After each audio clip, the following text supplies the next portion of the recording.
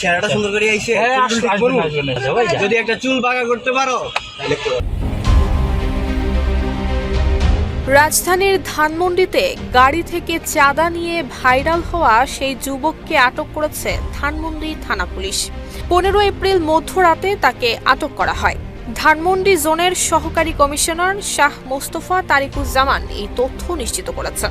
চাঁদা নেওয়ায় ভাইরাল ভিডিওর সেই যুবকের নাম মোহাম্মদ আশরাফুল, থাকেন রাজধানীর হাজারীবাগ এলাকায় এবং তার গ্রামের বাড়ি লক্ষ্মীপুর জেলার চন্দ্রগঞ্জে।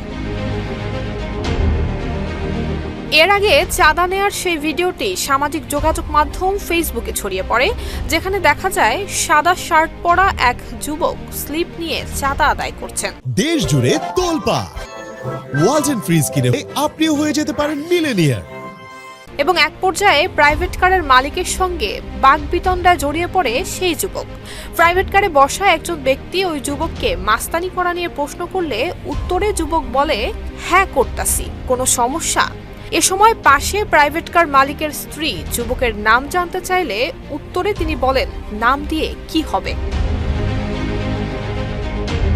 এই ঘটনায় প্রাইভেট কারের মালিক বলেন, রাস্তার উপর গাড়ি রাখছিলাম, ওরে চাঁদা দিলাম, এরপর আমি দেখতেছি, তোর নাম বলা লাগবে না, ওর নাম আমি বের করে ফেলবো।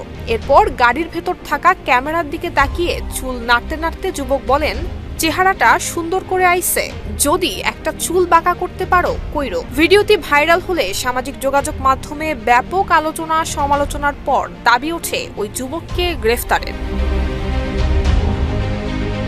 নুসরাত জাহান মেহেক, ঢাকা পোস্ট।